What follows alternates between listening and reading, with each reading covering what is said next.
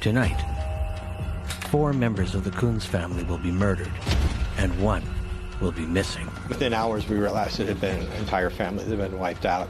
That's very, very weird. And that story just went from weird to weirder.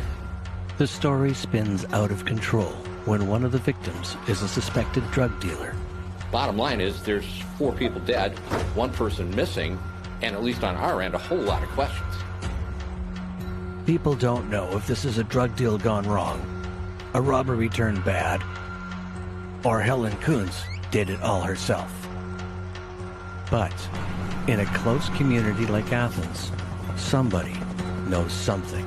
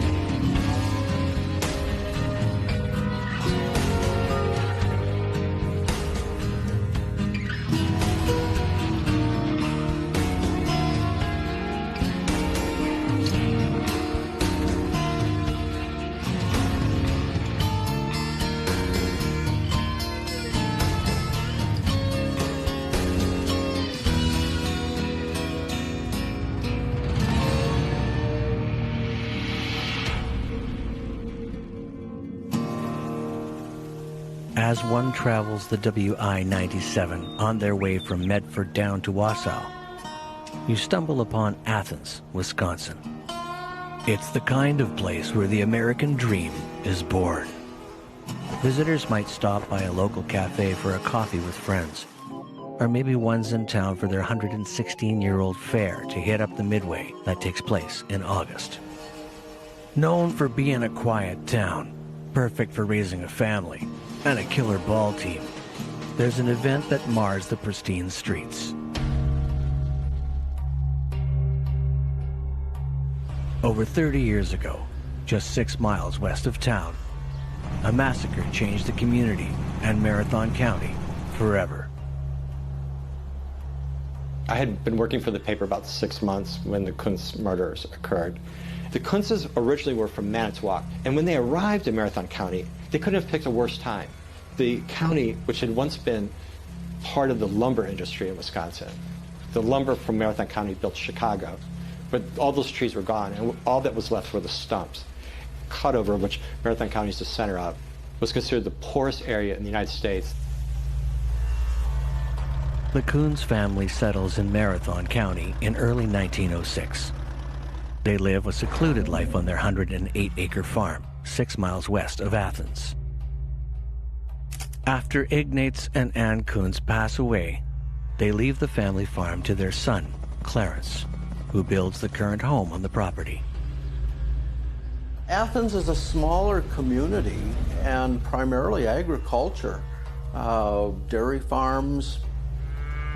You've heard the saying, America's Dairyland. We take pride in that. And generally, if we're doing a story out there in the late 1980s, it's either agriculture related or maybe there's a highway expansion, something like that.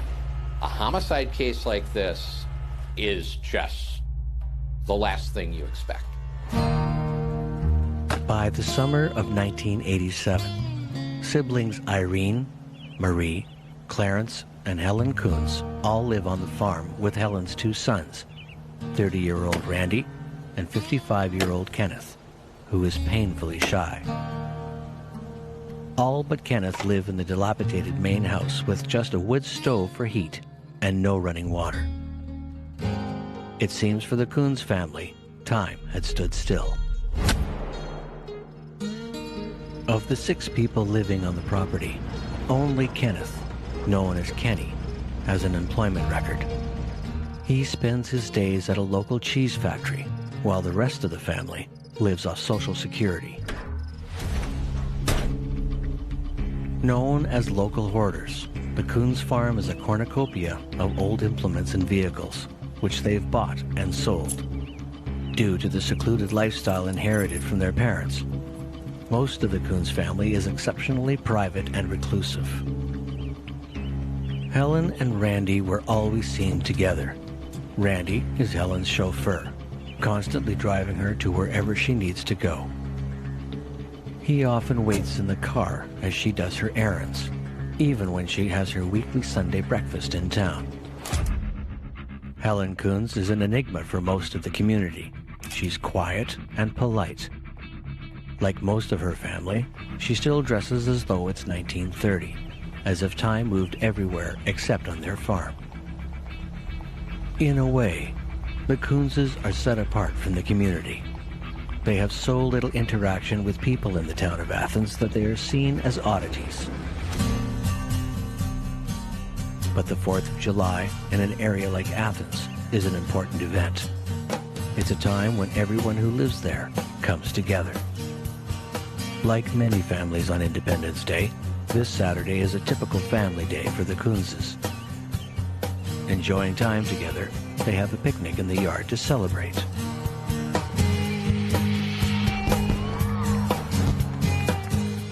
Helen and Randy are in Athens, the town miles from their home, taking in the celebrations as they ring in the 4th of July. Leaving around 10:30 p.m. together after the fireworks. Kenny Kozins is out to have a good time himself. He goes to the cheese factory where he works to clean up his truck and have some drinks. At some point that night, Kenny buys fireworks, a common occurrence on the 4th of July. Kenny has a lot of cash on him, but where does it come from? Some believe he's selling drugs for his younger brother, Randy, who a witness says is a drug dealer in the area. The hidden secret with rural Wisconsin is that drug use is spreading from the major communities, from the major cities. People are desperate to support their drug habit, and they will resort to any means necessary. But if that means petty crime, then so be it. And that's a struggle for small communities. They don't know how to deal with it.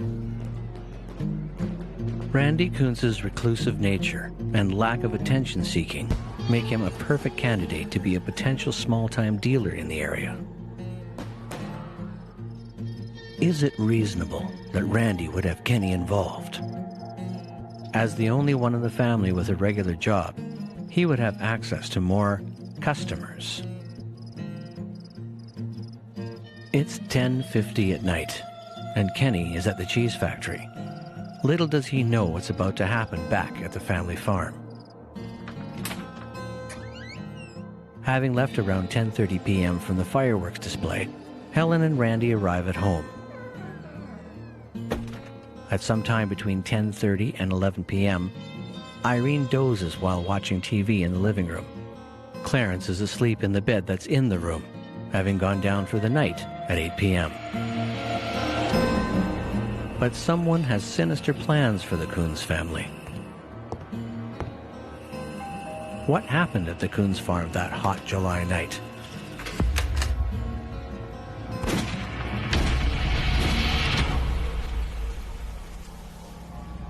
When Kenny gets back to the farmyard around 5 a.m., he does his best to be quiet.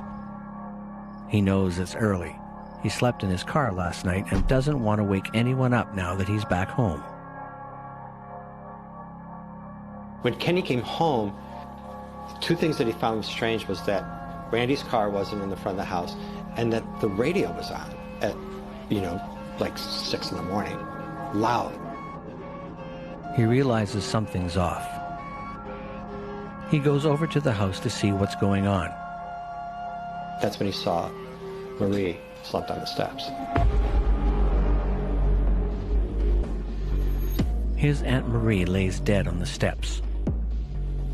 Where is everyone else? Kenny enters the home to find his brother, Randy, dead in the kitchen. As he looks around, the terrifying events are revealed. His uncle Clarence is dead too. The gravity of the situation starts to take hold. His attention then turns to his mother, Helen, who is missing. Where is she? Is she in the house? Is she outside? But Helen is nowhere to be seen.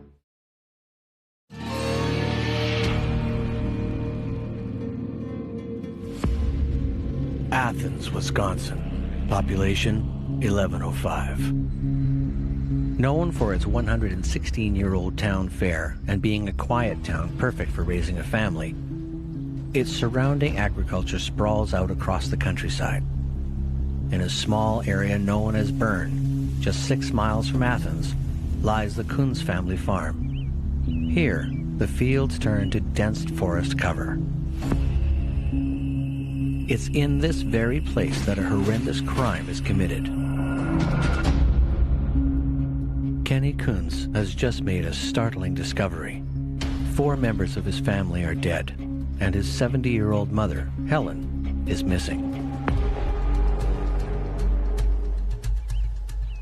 It's the morning of July 5th, 1987, and Marathon County Coroner John Larson has arrived at the scene to find Kenny 𝗠𝗂𝗿𝗍𝗶 standing grimly outside the residence. Nothing could prepare him for what he would discover inside. I was the Marathon County Coroner at the time of the 𝗠𝗂𝗿𝗍𝗶 case. This would have been a very unusual occurrence. I don't know that there had been any homicides or any kind of major crime in Athens for many years. When I arrived on scene and I went to the house, just inside that back porch door was the body of Marie 𝗠𝗂𝗿𝗍𝗶. She had apparent gunshot wound. If I was to come across a scene that had multiple victims and I was advised of that, that would be the first red flag, because that usually is something that's usually always of a suspicious nature. So I would automatically ask the police department that I am working with to secure that scene, so that way we preserve all of the evidence that is within that scene. No one contaminates it, so that we can get a very clear picture after going through with the forensic identification team to make a determination of what actually has occurred at this scene. Randy's body shows signs of a struggle, and the door shows no sign of a forced entry. This leads authorities to think that the perpetrator is known to the 𝗠𝗂𝗍𝗶s, or they were at least let in willingly. Randy 𝗠𝗂𝗍𝗶 is lying in the kitchen, and we were concerned with Randy because he had a wound close to the middle of his forehead that was kind of a somewhat gaping wound, and we weren't sure initially if that was a wound from some type of a sharp instrument, possibly a hatchet. He had some blunt force trauma to his head, so not only was he shot, but he was struck with an instrument. Evidence, that's where you have that wording called chain of custody. The police department makes sure that the only one that is going to take any items out of that scene is the forensic identification unit, and they move that evidence from the scene to then their crime lab. We also do that with the body. We take that body to the morgue with police presence and lock them up, and again, we have all preservation of evidence until an autopsy is performed. The wound on Randy's head actually turned out to be a graze or a gutter wound, where the bullet actually went through the skin and just grazed it, and we were able to identify that that was actually a bullet wound at autopsy. One of the crime lab technicians, who is extremely knowledgeable about firearms, he had strong suspicions that this was a semi-automatic long gun. Clarence was lying on his right side, and Clarence had 2 gunshot wounds just below his right eye. There was a body identified, an elderly little woman, as Irene 𝗠𝗂𝗍𝗶. She was sitting in a cushioned chair. Her head was slumped forward. Forensic evidence also shows that the family dies between 10:30 and 11 p.m. on July 4th. Right around that time, Helen and Randy would have been arriving home after leaving the fireworks display. Investigators wonder if this was just a robbery on the secluded farm that went wrong. But there is money seemingly everywhere. They find envelopes full of it. The total is $22,000 in cash, the equivalent of over $50,000 today. But where did it all come from? Is it from Randy's supposed drug dealing? If not robbery, what's the motive of this horrible crime? It doesn't take long for the investigators to discover some disturbing signs of the nature of the Kozins household, the mess notwithstanding. Despite the veritable squalor of the Kozins home, there is a new television and VCR, and next to that, there are dozens and dozens of pornographic videotapes out in the open in the family living room.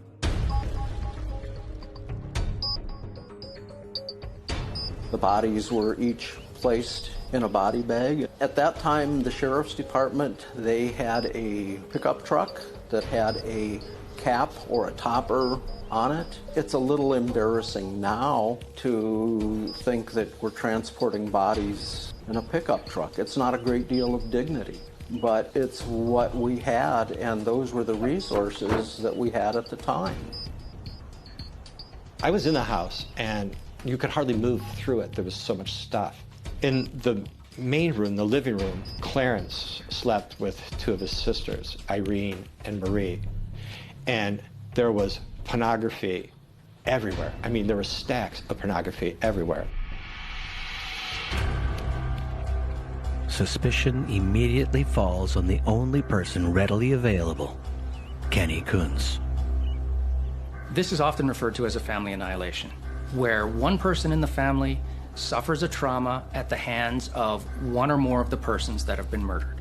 Given the state of the home and the disturbing evidence found within, it led investigators to believe initially that Kenny was a suspect. The sheriff's department immediately eliminated Kenny as a suspect because when he ran to a neighbor's house and asked to call the police or the sheriffs, and the sheriffs came, he said there are 3 people dead in the house and 2 people missing. But there are actually 4 people dead in the house. And if he had actually killed those people, he would have gotten the number right, at least. Back at the Kozins farm, more interesting evidence is discovered. For some reason, Randy's car is parked in the garden that Kenny has freshly tilled up. Something neighbors say they've never seen before. Several tire tracks are there. Most of the tracks are accounted for, but one set of tracks is a mystery. But the most pressing question remains. Where is Helen Kozins? Is she still alive? What does she know about the murder of her family members?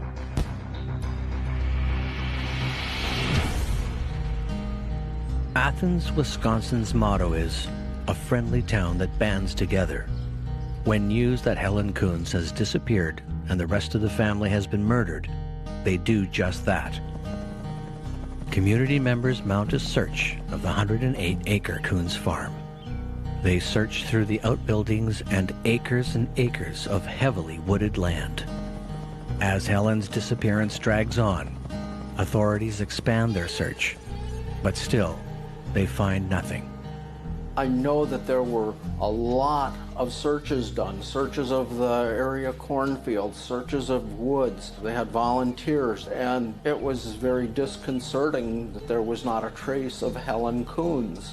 I mean, the community was just, they were shaken tremendously that there was a homicide in this very small town. One of the weirdest parts of this case was that this woman, Helen Kozins, 70 years old, had vanished. People started wearing these buttons that said, "Where's Helen?" The incredibly private Kozins family's personal information is now under a microscope. Investigators start to analyze Helen's movements. Could she be the perpetrator? Just a few weeks before the incident, Helen buys .22 caliber shells for what she says is to shoot blackbirds.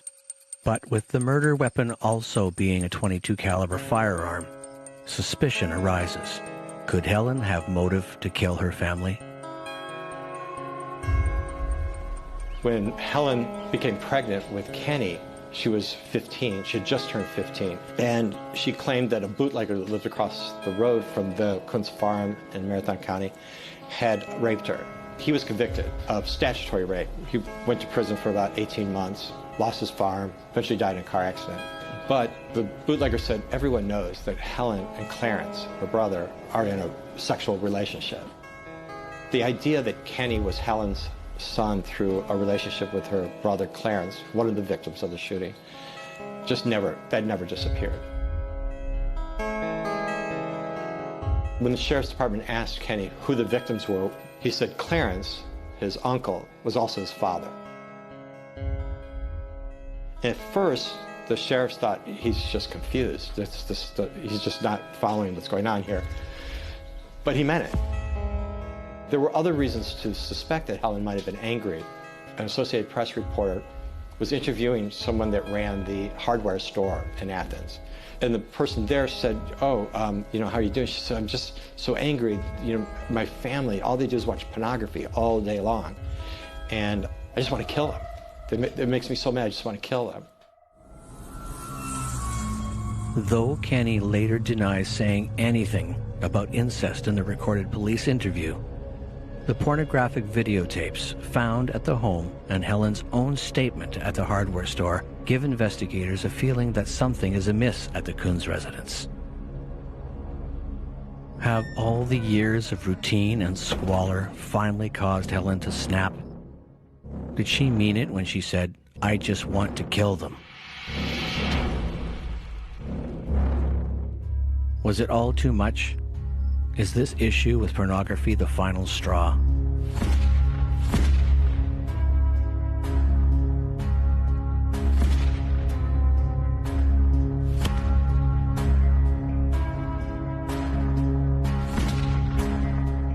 Did she just grab some money as quickly as she could, knowing Kenny was coming home soon and needed to get out of there? The police are desperate to find her, as she is the key to finding out what really happened.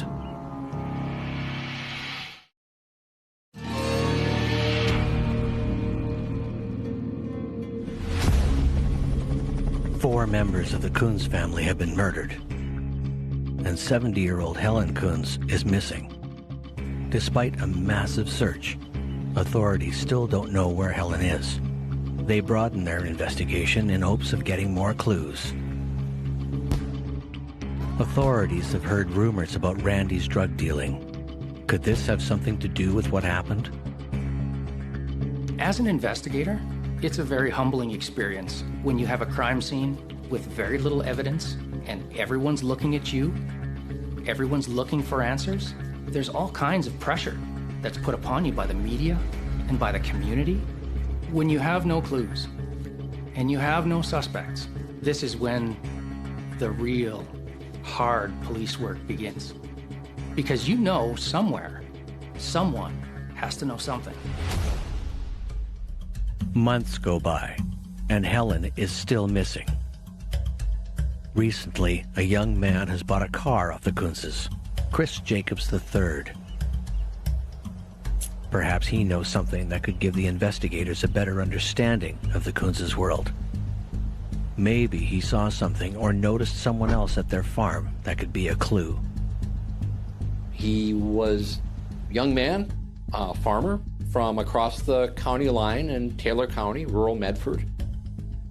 Chris Jacobs was arrested for stealing a car, and he had chopped the car and dumped the parts in a marsh not too far from his house. And he was just a troublemaker.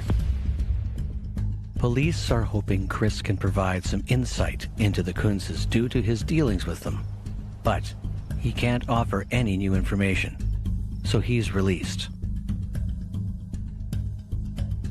In addition to this, a neighbor gives a telling report that may provide investigators with the answers they need.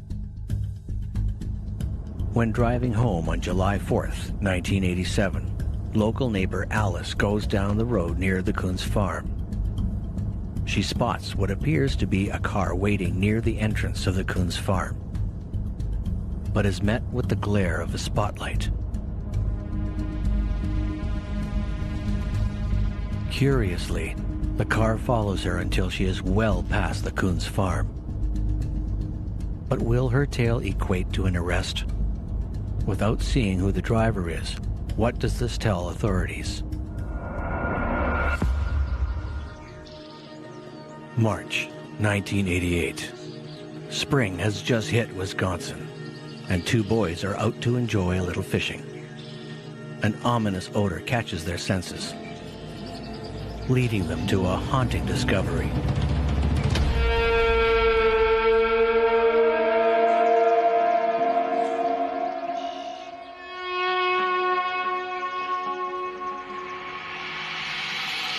Helen Kuhn's remains were found after the search went underground in the spring of 1988. Now the final victim had been found, but what exactly did that mean? We now have a fifth confirmed victim, but we may not be a whole lot closer to getting this case charged and into court. Helen, her body was found out in the outside environment. So we have things such as Mother Nature with the hot sunshine and wind, and she was also in water. So many months later, it would have been very difficult to do a visual recognition of her body. As an investigator, the most important thing in terms of suspecting that that would have been Helen is to do a positive identification. We would be looking for things such as fingerprints for Helen. We would be looking for any sort of dental work. With Helen discovered, investigators must double down on the evidence they have. After their initial interaction with Chris Jacobs, investigators decide to follow up. A search of his bedroom discovers some striking evidence. The shell casings had interesting evidence because you have the firing pin mark, which is like a fingerprint of a weapon. On each and every spent shell casing, that's extremely identifiable, along with the breech marks. When that bullet is fired and it expands, the breech expands and stamps on the part of the base of the barrel, the breech, and it leaves absolutely identifiable marks. The shell casings found in Chris's room are the same as the ones found at the Kunz's. As the search continues, police also discover a handheld spotlight in Chris Jacobs' car. Local neighbor Alice had said someone had shone a spotlight in her face that fateful night when she passed the Kunz farm. The onus is on the prosecutor to compile enough evidence to present to the court to prove their case beyond a reasonable doubt. So when the prosecutor is deciding whether or not to initiate a prosecution on behalf of the federal government, there's two issues that they have to consider. The first is whether there's enough evidence to prove that case beyond a reasonable doubt, and the second is whether or not prosecuting that case best serves the interests of the public. And criminal trials can be very lengthy, so the prosecutor needs to make sure that they have all of the evidence that they think they need to prove the case prior to starting that trial. The evidence is piling up against Chris Jacobs, but Chris maintains his innocence. The police feel like he's their man and press charges against him. Chris purchases a vehicle from the Kunz's. This we know, but prosecutors have a theory about what happens during the encounter. Prosecutors theorize that Chris has to go inside the Kunz's home to get the bill of sale. While inside, Chris is shocked by the Kunz's home and living arrangements. Chris notices money lying around. After getting the bill of sale, he hatches a plan to rob the Kunz family. Key defense witness, local man Wayne D. Weiler, gives investigators a statement saying that Chris Jacobs told him that he was planning to rob the Kunz family. Investigators contend that Chris and one or two other unnamed individuals sneak onto the Kunz family farm and brutally murder the Kunz family. The men gain entry to the house and demand the money that Chris saw. Something startles the men, and things go wrong.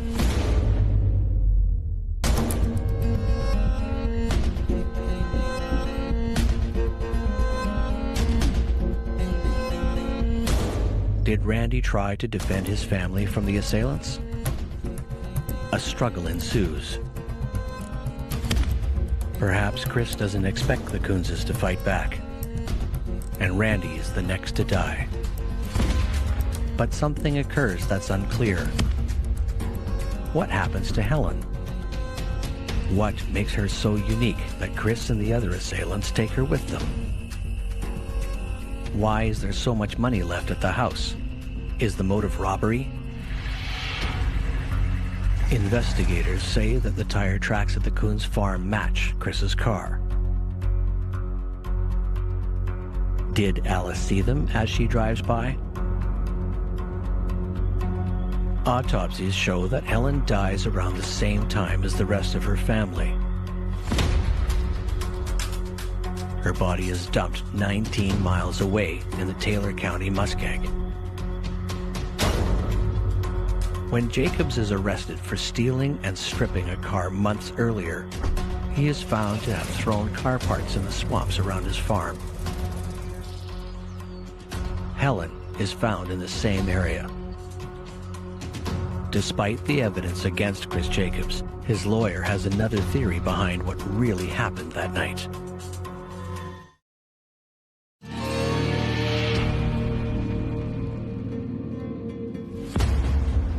The Kunz family is killed on their farm during what might be a botched robbery attempt. Investigators have gathered significant evidence that they believe implicates Chris Jacobs III. The defense must debunk these allegations if they hope to get Chris acquitted. Shell casings found in Chris Jacobs' room match the ones found at the Kunz farm. Or do they? A defense witness contests it's only a possible match. Besides, if Chris is going to rob the Kunzes, why is there still so much money there? Chris's lawyer is also doubtful that he can be linked to the case by such flimsy and circumstantial evidence. Like the tire tracks. It's established that Chris was at the Kunzes' residence to buy a car. Of course his tracks are there. The defense theorizes that the murders result from a drug deal gone wrong, and that Randy is a known drug dealer. A witness is brought forth, Tracy Bartlett, who testifies he bought $1,800 worth of cocaine from Randy and Kenny just days before the murders. If Randy and Kenny were involved in the drug game, they may have had to pay back their suppliers at the end of what would have been a busy July 4th. Since Kenny was supposedly involved in the racket, we know he couldn't have made the meeting because a witness saw him at the factory that night. I seen Kenny Kunz's car. Is that a automobile you're familiar with? Yeah. And did you see Mr. Kunz as well? Yes, I did. And where was he when you saw him? Entering the building. While Randy waits for Kenny to show up with the rest of the money, his suppliers are getting impatient. The suppliers go into the house to wait for Kenny. They run into Marie. She is the first to die. Kenny is nowhere to be seen. They get desperate. Randy is sure his brother has just lost track of the time and will be there in a moment with the money. But is it possible that Kenny was wholly forgotten? The defense posits that it's not until it's too late that Kenny remembers he was supposed to meet Randy and give him the money. The suppliers aren't having any of Randy's delay tactics. They must have some cash here. They're going to get theirs one way or another. Kenny heads home but is terrified to face his brother without the money. He decides to avoid the house altogether rather than face the music. But Randy has to play a tune of his own when his family is threatened. Unfortunately, the Kunzes are in a fight for their lives. A fight they can't win.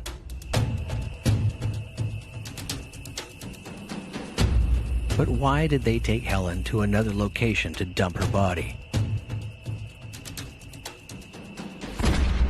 Only the perpetrators of this brutal crime know the answer, and the man in custody maintains his innocence. The defense's theories are put to the test, and many are crumbling. Their witness to Randy's drug dealing is lying. He was in jail when the alleged transactions took place. But there is still a question of where all of the cash in the Kunz house came from. Surely there is more evidence to show some kind of drug involvement, but there isn't.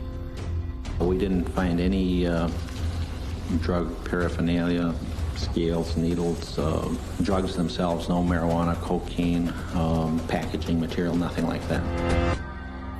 The trial was on circumstantial evidence, certainly, but it was pretty heavy circumstantial evidence, in my opinion.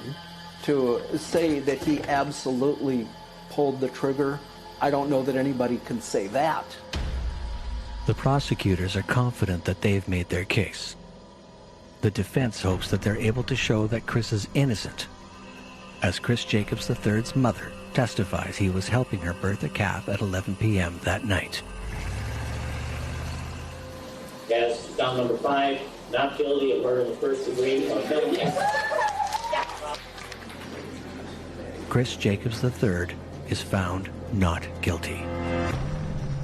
So at the end of this trial, the jury concludes that Chris Jacobs is not guilty beyond a reasonable doubt, and really that's due to a lack of hard evidence tying him directly to the offense. In this situation, the evidence that's presented to the jury is largely circumstantial in nature, and unfortunately the jury does not find that compelling enough to render a conviction. To me, I was very surprised. I was shocked at the verdict. It made no sense to me. And I remember typing out the story that my hands were actually trembling as I was typing the story because it was just so disturbing. I felt like this family had been slaughtered, and because of their strangeness, the jury decided to give this kid the benefit of the doubt. We don't know what happened. And really, are we going to send a kid to jail for the rest of his life? Let's give him the benefit of the doubt. Authorities have run out of options. They're confident that the evidence points towards Chris Jacobs III, but the jury doesn't agree with them. They'll have to go back to the evidence to see if they can find a break in the case. 2 years pass with nothing new, until a chance arrest and a story give police a startling clue.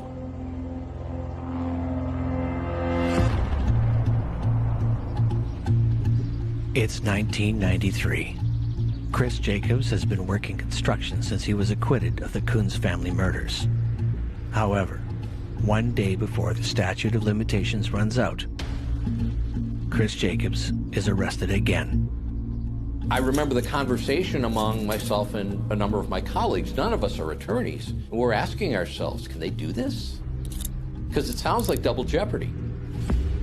Double jeopardy is a clause in the Fifth Amendment of the United States Constitution that prohibits anyone from being tried twice for the same crime. It states that no person shall be subject for the same offense to be twice put in jeopardy of life or limb. Prosecutors maintain that Chris Jacobs is not being charged twice for the same crime. In 1989, he was charged with being party to murder and acquitted. This time, he's being accused for the kidnapping of Helen Kunz. With their new witness, Chris's ex-girlfriend Stacy Weiss, all ears are open to hear what new evidence she'll present. Chris Jacobs' girlfriend, his girlfriend at that time, told police that they were driving back from something, a bowling league, and Chris said to her, "If I told you I killed the Kunz family, what would you think?" And drove her to the Kunz house and showed her the garden and showed her the house, drove her to the marsh, showed her where the body had been found, and told her that he had killed them.